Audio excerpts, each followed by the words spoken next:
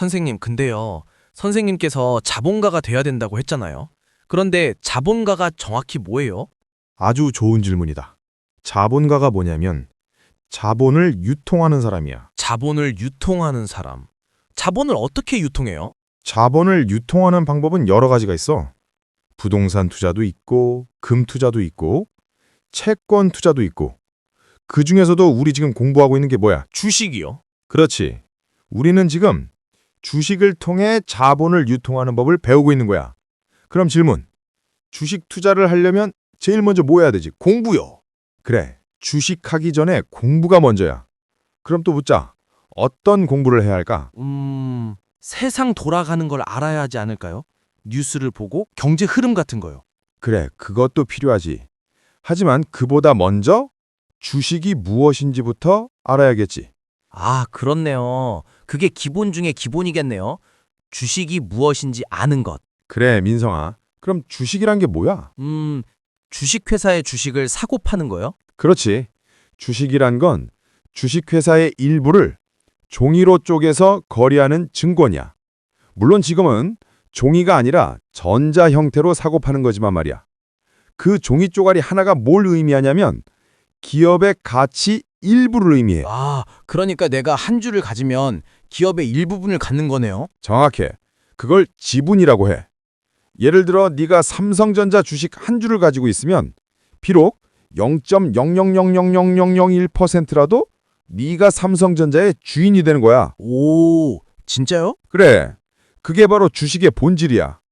그래서 회사의 주인이 되려면 뭐를 알아야 될까? 그 회사가 어떻게 돌아가는지를 알아야겠죠? 그렇지.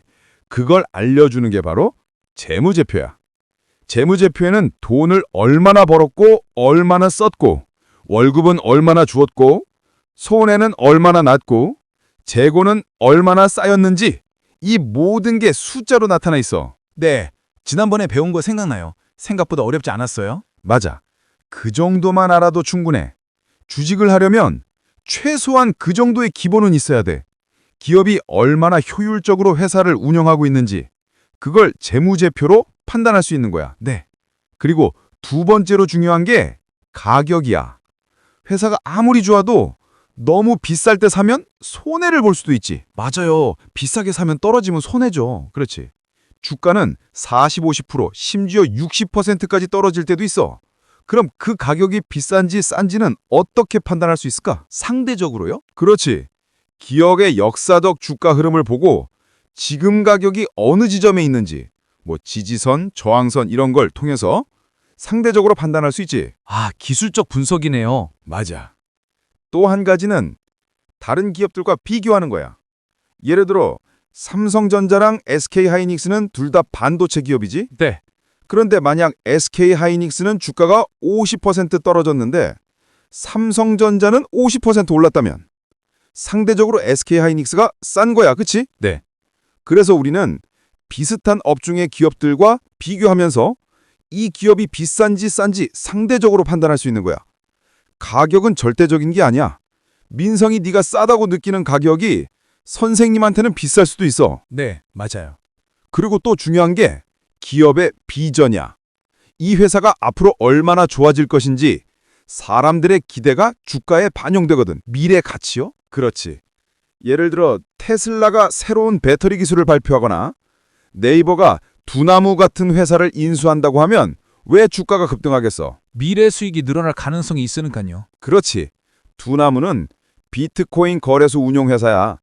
비트코인이 오르면 거래가 많아지고 네이버가 그 회사랑 합병하면 수수료 수익을 얻을 수 있겠지. 네. 그러면 네이버의 매출이 늘어나니까 미래 가치가 올라가는 거야. 이런 것들도 주식을 투자하는 데 필요한 가치야. 오, 재료로도 다 연결되네요. 그렇지. 그래서 우리가 뉴스를 보고 기사에서 어떤 재료가 나왔는지를 분석하는 게 중요해. 그게 바로 자본가의 공부야. 아, 이제 확실히 알겠어요. 좋아. 정리해보자. 주식 투자라는 건 1번, 기업의 재무제표를 보고 실적을 이해하고 2번, 차트로 가격의 위치를 판단하고 3번, 뉴스나 재료로 미래의 비전을 읽는 거야. 이 세 가지를 끊임없이 공부하고 탐구해야 진짜 투자자가 되고 자본가의 길을 걸을 수 있어. 네, 선생님, 이제 자본가가 뭔지 확실히 알겠어요. 그래. 학생 때 국어나 수학을 열심히 배우는 이유가 세상을 살아가기 위한 기본 지식을 쌓는 거잖아.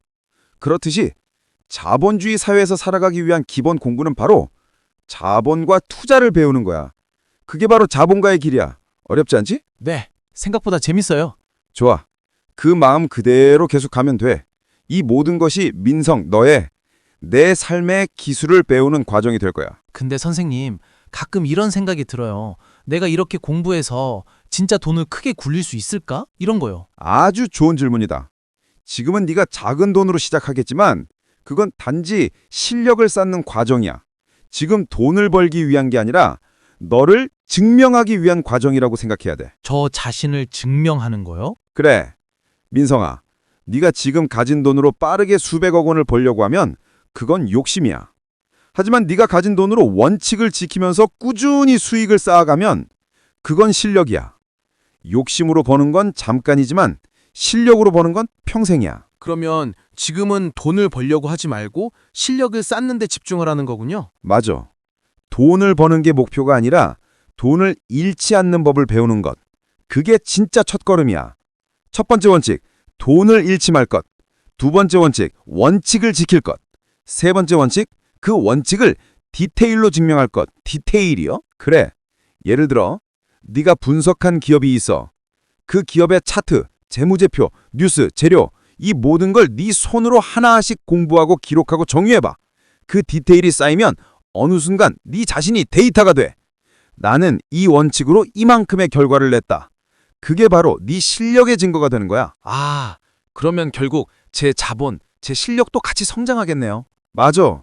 그게 자본주의의 진짜 묘미야. 돈만 자본이 아니야. 네 자신이 자본이야. 너의 생각, 너의 공부, 너의 판단 이 모든 게 하나의 가치 있는 자본이야. 네가 원칙을 지켜서 손해를 봤다고 해보자. 그래도 그건 실패가 아니야. 왜? 너라는 자본은 성장했잖아. 그 경험이 쌓이면 다음엔 같은 손실을 볼 확률이 줄어들겠고 반대로 수익은 쌓이는 구조가 되겠지. 그럼 결국 네 자본은 뭐가 돼? 계속 우상향하게 돼. 결국 손해를 보지 않는다는 게 돈을 잃지 않는다는 뜻이 아니라 스스로의 성장을 멈추지 않는다는 뜻이군요. 그렇지. 그게 진짜 자본가의 사고방식이야. 그런데 어차피 돈이란 건 한정돼 있고 제가 돈을 번다는 건 다른 사람의 돈을 가져오거나 뺏어와야 하는 거 아닌가요? 제가 부자가 되면 다른 사람은 결국 가난하게 살아야 하지 않나요? 그러면 선생님이 말씀하신 모두가 자본가가 된다는 게 말이 안 되는 것 같아요. 좋은 의문점이야. 그걸 제로섬 게임이라고 하는데 이 자본주의가 제로섬 게임인지에 대해서는 다음 시간에 자세히 이야기해보자. 벌써부터 기대돼요. 그래, 나도 기대된다. 우리는 단순히 종목을 고르는 게 아니라 자본주의를 이해하는 길을 걷고 있습니다. 구독하고 함께 투자 문화를 바꿔가요.